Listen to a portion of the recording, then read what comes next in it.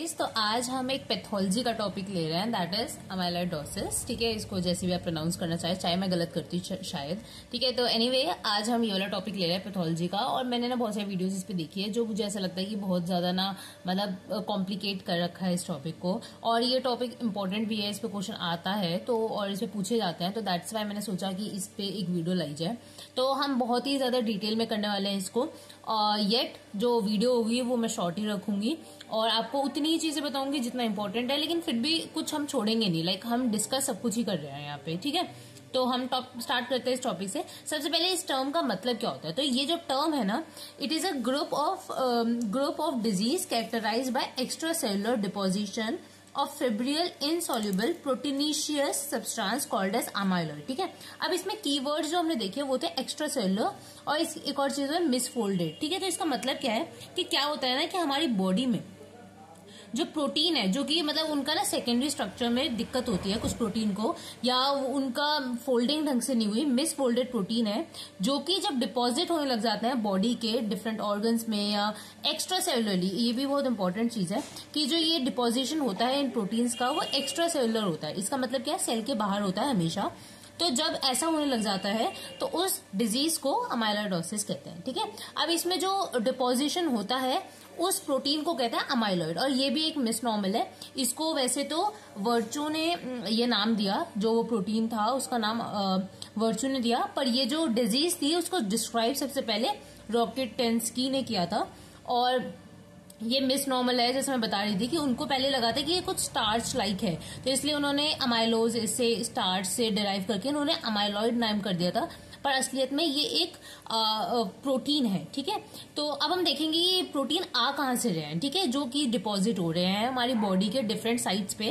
तो ये जो प्रोटीन है वो कौन से हैं वो हम देखेंगे, और ये सब कुछ हम इसका डिटेल में करेंगे। ठीक है, या ये कौन से ऑर्गन में डिपॉजिट हो रहे हैं, तो किस टाइप के फीचर्स ला रहे हैं वो सब भी, या किस टाइप की डिजीज कॉज कर रहे हैं वो सब भी हम डिटेल में करेंगे। ठीक है, सबसे पहले हम इस प्रोटीन को देख लेते हैं। तो ये जो अमाइलॉइड प्रोटीन होता है ना, इसके अंदर दो टाइप के कॉम्प्लेक्स प्रोटीन्स होते हैं। ठीक है, एक होता है फिब्रियल प्रोटीन और एक होता है नॉन फिब्रियल। फिब्रियल जो होता है वो 95% बनाता है और नॉन फिब्रियल होता है 5% बनाता है। ठीक है, अब हम देखते हैं सबसे पहले ये जो इनको जब हम अमाइलॉइड प्रोटीन्स का फिजिकल और केमिकल नेचर देखते हैं। ठीक है, तो हम यहाँ पे क्या देख रहे हैं कि जब ये प्रोटीन है, इन प्रोटीन को जब हम इलेक्ट्रॉन माइक्रोस्कोप में देखेंगे तो कैसा दिखेगा, एक्सरे में देखेंगे तो कैसा दिखेगा, और इसका केमिकल नेचर क्या होता है, ये सारी चीजें अभी हम पहले इसको डिस्कस करते हैं। ठीक है, तो फिजिकल नेचर में जो इलेक्ट्रॉन माइक्रोस्कोपी में जब हम देखते हैं तो ये नॉन ब्रांचिंग फिब्रिल्स होते हैं with diameter of 7.5 to 10 nanometre. ठीक है,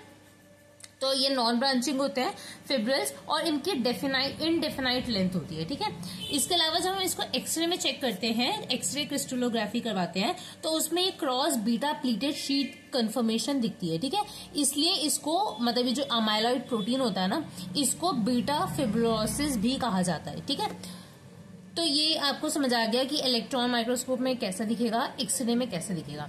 अब इसका देखते हैं केमिकल नेचर। ठीक है, तो अमाइलॉइड प्रोटीन को ना 3 प्रोटीन में डिवाइड किया हुआ है, मतलब 3 टाइप्स में डिवाइड किया हुआ है।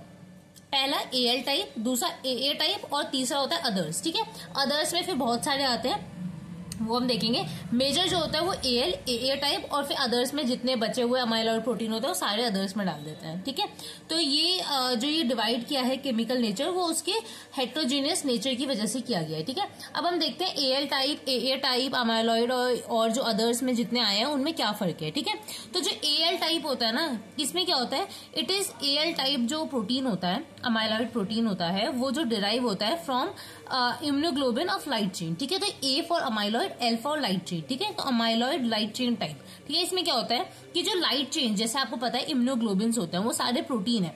तो प्रोटीन में ना कुछ उस इम्यूनोग्लोबिन में में जैसे बहुत सारे ट्यूमर्स होते हैं बीटा सेल्स के और प्लाज्मा सेल्स की डिस्क्रीसीज होती है, जिसकी वजह से होता है, जैसे इसका एक एग्जांपल है मल्टीपल माइलोमा। ठीक है, तो इसमें क्या होता है कि जो प्लाज्मा सेल्स बनते हैं वो एबनॉर्मल बनते हैं, जिसकी वजह से जो इम्यूनोग्लोबिन वो फॉर्म करते हैं वो भी एबनॉर्मल होता है, और वो जो बनाते हैं ना, वो आगे जाके जो इम्यूनोग्लोबिन बनते हैं वो उसके अंदर सिर्फ और सिर्फ लाइट चेन प्रेजेंट होती है। अब आपको पता है इम्यूनोग्लोबिन के अंदर लाइट और हेवी चेन दोनों होती है, पर यहाँ पे सिर्फ लाइट चेन है, जिसकी वजह से ये अपना फंक्शन नहीं कर सकता इम्यूनोग्लोबिन।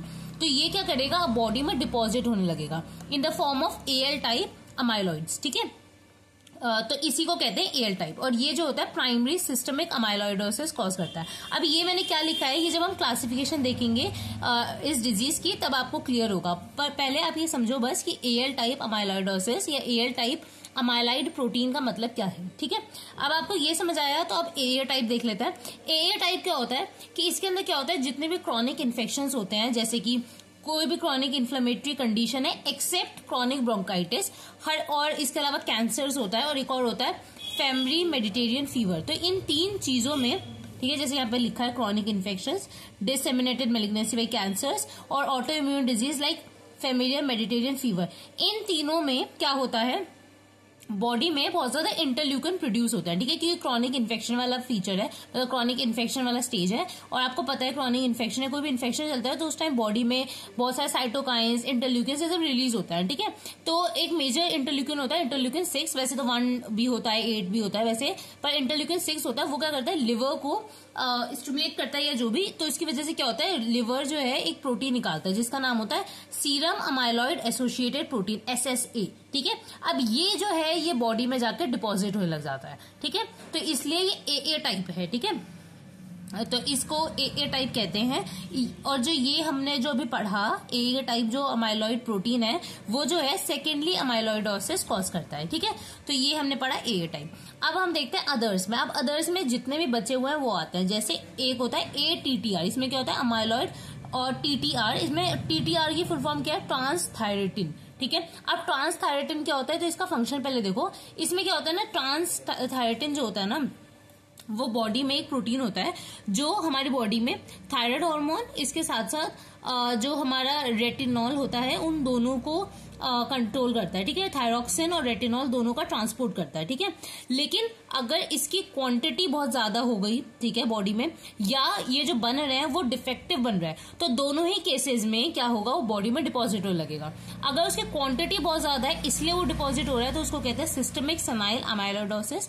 और अगर उसकी क्वालिटी खराब है या म्यूटेशन हो गया है इस प्रोटीन के अंदर, तो वो जो डिजीज कॉज करता है उसको कहते हैं फेमिलियर अमाइलॉइडोटिक पॉलीन्यूरोपैथी, क्योंकि ये पेरिफेरल नर्व्स और ऑटोनोमिक नर्व्स में जाकर डिपॉजिट होता है। ठीक है, तो ये है ATTR टाइप का अमाइलॉइड। ठीक है, इसके अलावा एक होता है A-beta-2M। ठीक है, अब A-beta-2M क्या होता है कि हमारी बॉडी में जैसे जिन लोगों को क्रॉनिक रीनल फेलियर है या जिनका किडनी खराब हो चुका है तो उनको हीमोडायलिसिस होता है। ठीक है, तो इसकी वजह से क्या होता है ना, हीमोडायलिसिस में सब कुछ हमारी बॉडी में प्यूरिफाई हो रहा है, लेकिन एक चीज प्यूरिफाई नहीं होती, वो होता है बीटा-2M। तो वो क्या होता है, ये प्रोटीन होता है जो बॉडी में डिपॉजिट होने लग जाता है। अब बीटा-2M होता क्या है, ये नॉर्मल कॉम्पोनेंट है हमारे MSC कॉम्प्लेक्स का, लेकिन जो इंसान जिनके अंदर वो एक्सक्रीशन नहीं कर सकते और वो हीमोडायलिसिस पे है और उनकी बॉडी से ये चीज एक्सक्रीट नहीं हो रही बाहर, तो क्या होगा, ये बॉडी में एक्यूमुलेट होने लग जाएगा, और इस टाइम जो उनको अमाइलॉइड जो डिपॉजिट होगा वो होगा A-beta-2M टाइप। ठीक है,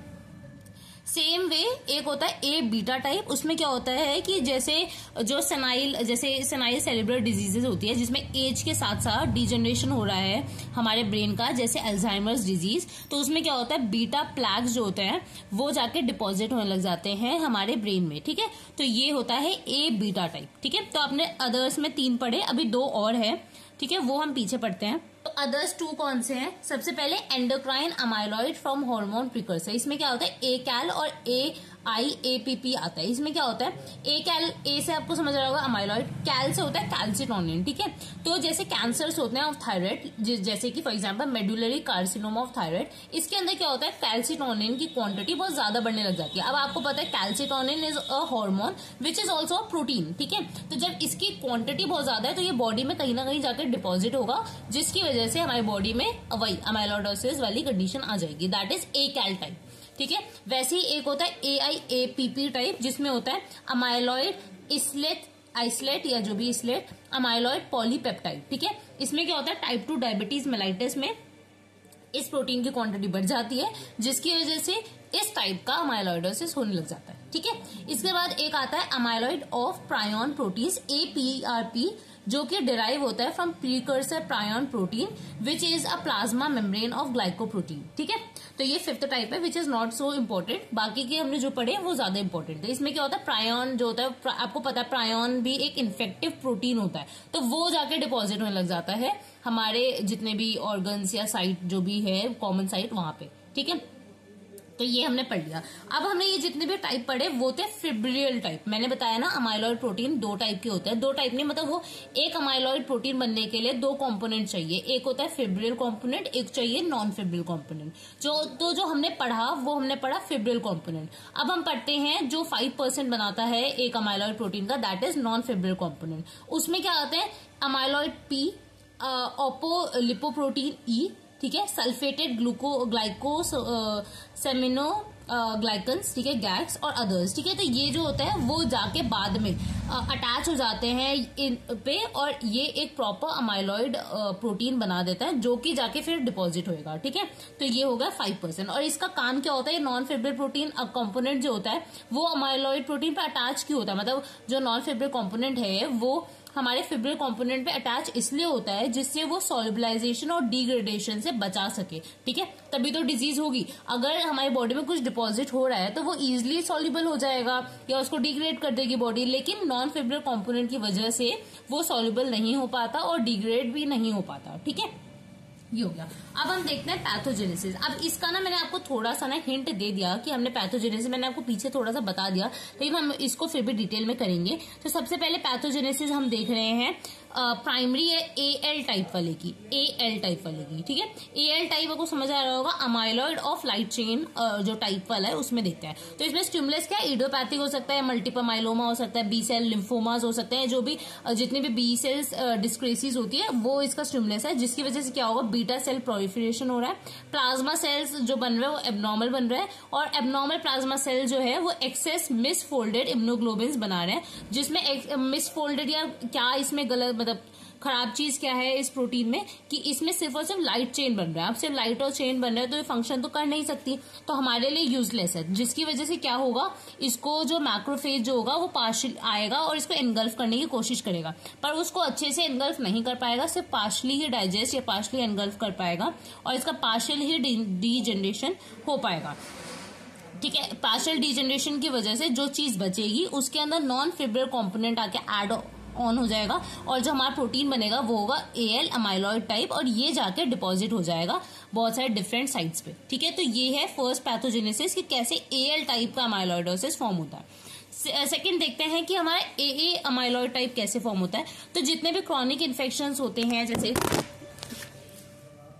जितने भी क्रॉनिक इन्फेक्शंस होते हैं जैसे कैंसर्स या फैमिली मेडिटेरियन फीवर, ठीक है, तो ये क्या करता है, एक्टिवेशन करता है मैक्रोफेजेस का, जो कि रिलीज करता है इंटरल्यूकिन 1 इंटरल्यूकिन 6, जो कि लिवर के पास जाएगा और लिवर क्या सिक्रीट करेगा, सीरम, जो हमने पीछे पढ़ा था सीरम एसोसिएटेड अमाइलॉइड। ठीक है, तो ये जो है फिर हमारे रेटिकुलो एंडोथेलियल सेल्स के पास जाएंगे जहां इनको डिग्रेड होना होगा, और ये आरई सेल्स के पास जाके पार्शली वहीं पे ये फिर से पार्शली ही डीजनरेट होंगे, फिर इनमें वापस नॉन फिब्रिल कंपोनेंट आएगा, जो शायद मैं लिखना भूल गई, तो नॉन फिब्रिल कंपोनेंट आप यहाँ पे ऐड कर लो, उसके बाद ये ए अमाइलॉइड टाइप का बन जाएगा। ठीक है, और फिर ये वापस हमारा बहुत सारे डिफरेंट साइट्स पे जाके मतलब वहां पे जाके इकट्ठा हो जाएगा और हमें ये डिजीज हो जाएगी। ठीक है, तो अब हमने ये बेसिक पैथोजेनेसिस देख लिया, हमने बहुत सारे टाइप्स के देख लिया। अब हम देखते हैं बेसिक क्लासिफिकेशन ऑफ अमाइलॉइडोसिस कि क्या क्लासिफिकेशन है कि कितने टाइप के होते हैं ये। ठीक है, तो ये अब देखते हैं।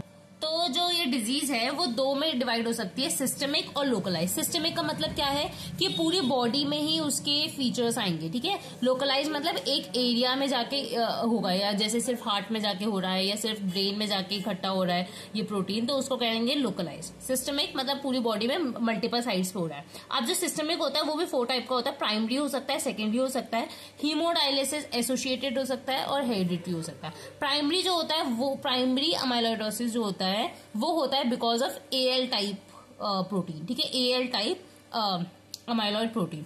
वहीं पे जो सेकेंडरी वाला होता है वो होता है इन क्रॉनिक इन्फ्लेमेटरी या कैंसर्स में, जिसमें एए टाइप का अमाइलॉइड प्रोटीन जाके डिपॉजिट होता है। ठीक है, अब यहाँ पे जो ऑर्गन्स है जो इन्वॉल्व होते हैं वो होते हैं हार्ट, बावल्स, ठीक है, स्किन, नर्व्स, किडनी। तो यहाँ जाके हमारा एयर टाइप वाला डिपॉजिट होता है। सिमिलरली जो एयर टाइप वाला है वो लिवर, स्प्लीन, किडनी और एड्रिनल्स को इन्फेक्ट करता है। ठीक है, वहीं पे हीमोडायलिसिस एसोसिएटेड क्या होता है, इसमें जो होता है क्रॉनिक रीनल फेलियर की वजह से A-beta-2-M जो टाइप होता है प्रोटीन वो जाके हमारी बॉडी में बढ़ जाता है, जिसकी वजह से वो जॉइंट्स, टेंडन और शीट्स में जाके, टेंडन शीट्स में जाके, साइनोवियम में जाके इकट्ठा होने लग जाता है। ठीक है, तो ये हुआ थर्ड टाइप। फोर्थ टाइप होता है हेरिडिटी, कि आपकी बॉडी में कोई म्यूटेशन की वजह से हो रहा है। ठीक है, तो इसमें दो आते हैं, एक होता है फैमिली मेडिटेरियन फीवर, इसमें भी एयर टाइप का बढ़ता है, मैंने आपको बताया था पीछे। तो इसमें भी लिवर, स्प्लीन, किडनी और एड्रिनल्स ज्यादा इन्वॉल्व होता है। सिमिलरली एक होता है हेरिडिटी पॉली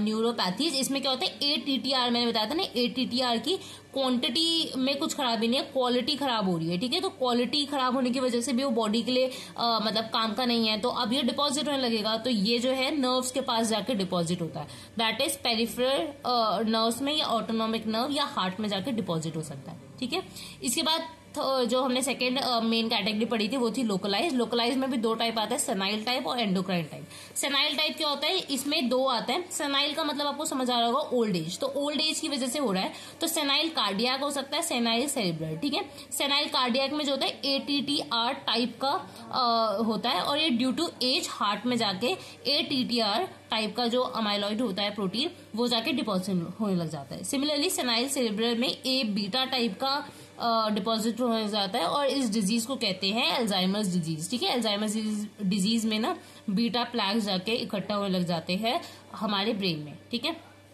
इसके अलावा एंडोक्राइन टाइप में दो आते हैं, इसमें क्या होता है A-cal टाइप जो होता है अमाइलॉइड वो जाके डिपॉजिट होने लग जाता है थायराइड ग्लैंड में in the disease medullary carcinoma of thyroid, क्योंकि थायराइड के कैंसर में बहुत ज्यादा कैल्सिटोनिन सिक्रीट होता है। ठीक है, जिसकी वजह से वो ये वाला प्रोटीन फॉर्म कर लेता है, और वो जो प्रोटीन होता है वो थायराइड ग्लैंड में जाके डिपॉजिट होने लग जाता है। ठीक है, और सेकेंड टाइप हमने पढ़ा टाइप 2 डायबिटीज मेलाइटिस में AIAPP टाइप का आइलेट्स ऑफ लेगरहैन जो हमारा पेनक्रियाज में सेल्स होते हैं वहां के अराउंड डिपॉजिट होने लग जाता है। ठीक है, तो ये हमने पढ़ लिया है क्लासिफिकेशन ऑफ दिस डिजीज। अब हम देखना है कि कैसे हम डायग्नोस करेंगे इस डिजीज को। ठीक है, तो सबसे पहले ये हमारे किसी एक ऐसा नहीं है कि ये किसी एक साइट पे हो रहा है, कि हमें नहीं पता चलता जनरली। अगर लोकलाइज है तो हमें समझ आ रहा है, पर अगर सिस्टमिक अमाइलॉइडोसिस है तो हमें समझ नहीं आता है कि वो कौन से ऑर्गन में जाके इफेक्ट हो रहा है, तो हमें बायोप्सी लेने में थोड़ी डिफिकल्टी होती है। लेकिन बायोप्सी जो होता है वो मोस्ट डेफिनेटिव इन्वेस्टिगेशन है, मतलब एक बार अगर बायोप्सी में आ गया ये प्रोटीन तो हमें समझ आएंगे हाँ भाई तुम्हें अमाइलॉइडोसिस है, ये वाली डिजीज है। तो जो बेस्ट साइट होता है बायोप्सी लेने के लिए वो होता है रेक्टम और एब्डोमिनल फैट पैड। ठीक है, तो यहाँ से हमें बायोप्सी लेनी होती है। इसके अलावा जिंजिवा और स्किन बायोप्सी भी ली जाती है, लेकिन वो जो है इतना अच्छा रिजल्ट नहीं देती है, हैव पुअर रिजल्ट। इसके अलावा माइक्रोस्कोपिकल एग्जामिनेशन और फाइन नीडल एस्पिरेशंस किए जाते हैं। ठीक है, इसके अलावा देख लेते हैं कि ये जो प्रोटीन है, अब प्रोटीन है, ठीक है, हम वैसे भी पैथोलॉजी पढ़ रहे हैं तो इसमें हम बहुत सारे स्टेन्स पढ़ते हैं। जैसे अगर हम बहुत सारे स्टेन्स पढ़ते हैं ना, कि अगर हमें फैट को स्टेन करना है तो हम सुडान ब्लैक या ऑयल रेड ओ यूज करेंगे, या हमें कोई आयरन के टाइप की चीज को करना है स्टेन जिसमें आयरन प्रेजेंट है तो उसको अलग से करेंगे। कैल्शियम वाले को करना है तो उसको हम वॉन का सा स्टेन होता है उससे करते हैं स्टेनिंग। तो वैसे ही हर का स्टेन अलग होता है। सिमिलरली अमाइलॉइड प्रोटीन के लिए भी हमने बहुत सारे स्टेन्स बना रखे हैं। तो वो स्टेन्स क्या क्या हैं, जैसे यहाँ पे 3 लिखे गए हैं, 2 पीछे होंगे। पहला है HNE स्टेन, जिसमें क्या होता है पिंक और हाइलीन लाइक लगने लग जाता है अमाइलॉइड और होमोजीनियस लगता है। ठीक है, मिथाइल वायलेट जो होता है उसमें जो है रोज पिंक कलर आ जाता है। ठीक है, कॉन्गो रेड जो होता है वो मोस्ट स्पेसिफिक होता है अमाइलॉइड प्रोटीन के लिए। इसमें जब हम लाइट माइक्रोस्कोपी में देखेंगे कॉन्गो रेड से स्टेन करके तो वो पिंक रेड कलर का आएगा, लेकिन जब हम उस पर पोलराइजिंग लाइट डालेंगे तो वो एप्पल ग्रीन कलर का हो जाएगा। ठीक है, तो ये कॉन्गो रेड जो होता है बहुत ज्यादा स्पेसिफिक होता है स्टेनिंग फॉर अमाइलॉइड प्रोटीन। ठीक है, इसके अलावा जो और जो स्टेन्स करते हैं वो है थायोफ्लैविन TNS, जो कि फिर हम यूवी लाइट में देखते हैं, और जो एक और टेस्ट है वो है इम्यूनोहिस्टोकेमिस्ट्री की जाती है। इसके अलावा अगर हमें प्राइमरी और सेकेंडरी अमाइलॉइड को मतलब अगर डिफरेंशिएट करना है कि वो AL टाइप का है या AA टाइप का है तो उसके लिए भी हम कॉन्गो स्टेन ही यूज करते हैं। तो इसमें क्या करते हैं, पहले हमने कॉन्गो स्टेन से स्टेन किया, उसके बाद उसके ऊपर परमैग्नेट डालते हैं। ठीक है, फिर परमैग्नेट डालने के बाद फिर से एक और बार उसको कॉन्गो स्टेन से स्टेन करते हैं।